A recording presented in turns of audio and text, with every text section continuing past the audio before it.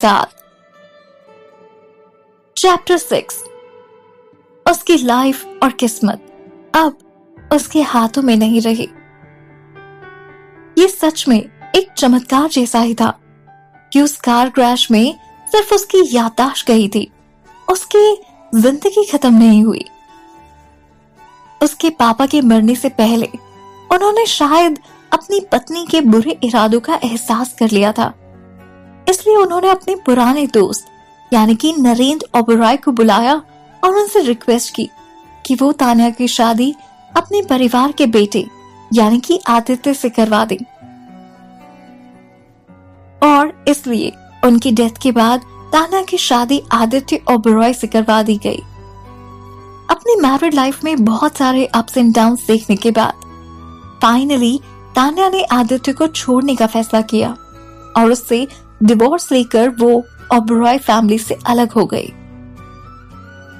तान्या और आदित्य का डिवोर्स शहर के लिए एक गॉसिप टॉपिक बन चुका था, तो ये बात तो इम्पॉसिबल थी कि उसकी सौतेली माँ यानी कि बबीता को इस बारे में पता ना चला हो। हालांकि पिछले 3 सालों में उसने तान्या की कोई मदद नहीं की, बल्कि जब तान्या बेघर हो गई थी तो उसने खुद आगे बढ़कर बबीता से हेल्प मांगनी चाहिए, पर तब भी उसने साफ इनकार कर दिया।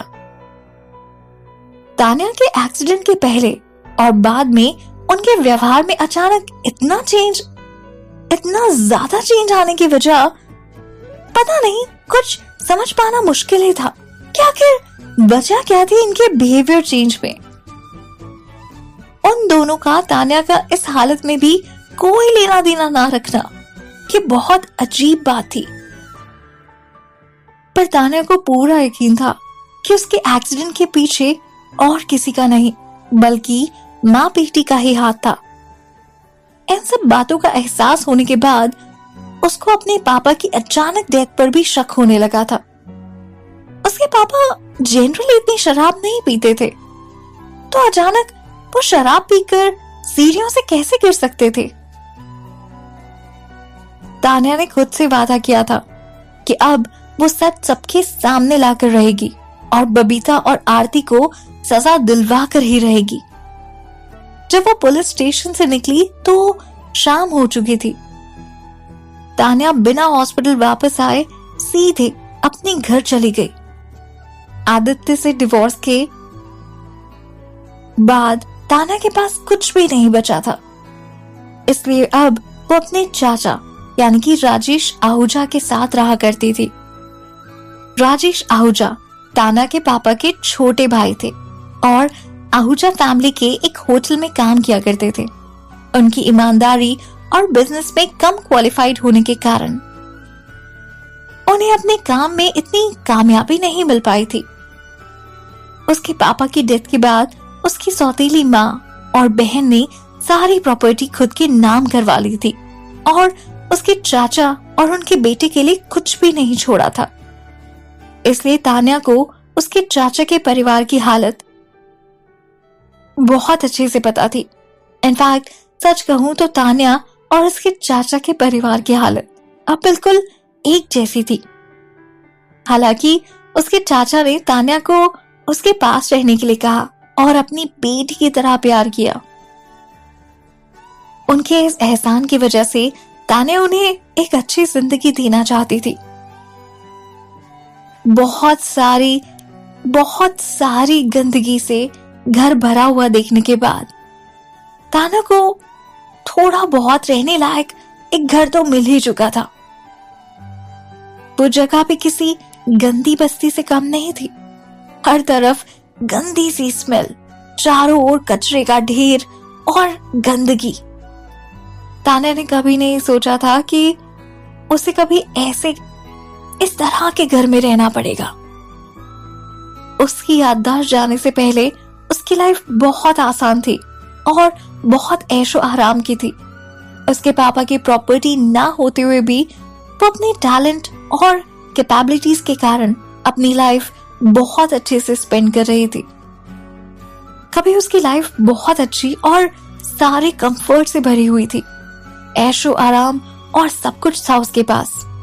और फिर अचानक उसकी किस्मत ऐसी बदकिस्मती में बदल गई कि उसे रहने के लिए घर भी नसीब नहीं था। एक कार एक्सीडेंट की वजह से उसकी लाइफ पूरी तरह से चेंज हो गई थी और वो इस गंदी बस्ती में पहुंच चुकी थी। उसकी लाइफ एक फिल्म की तरह लगने लगी थी, जिसमें एक पल किस्मत उसके साथ थी और दूसरे ही पल किस्मत उसका साथ छोड़ चुकी थी और इस वजह से उसके अंदर बहुत सारी कड़वाहट भर चुकी थी। हालांकि याददाश्त वापस आने के बाद वो अपना सब कुछ वापस लेना चाहती थी, सब कुछ वापस पाना चाहती थी जो उसने खो दिया था। उसे पूरा यकीन था कि वो अपने टैलेंट और अपनी मेहनत से जल्दी से इस गंदगी से बाहर निकल जाएगी और अपनी लाइफ, अपनी किस्मत वो अपने हाथों में रखेगी। तब वो अचानक एक पुराने से दरवाजे के सामने आकर रुकी और उसने धीरे से दरवाजा खटखटाया। एक कमजोर पतला सा लड़का आया। उसने दरवाजा खोला और उससे घबरा कर पूछा, दीदी दीदी क्या हुआ आपको? आपको इतनी चोट कैसे लगी?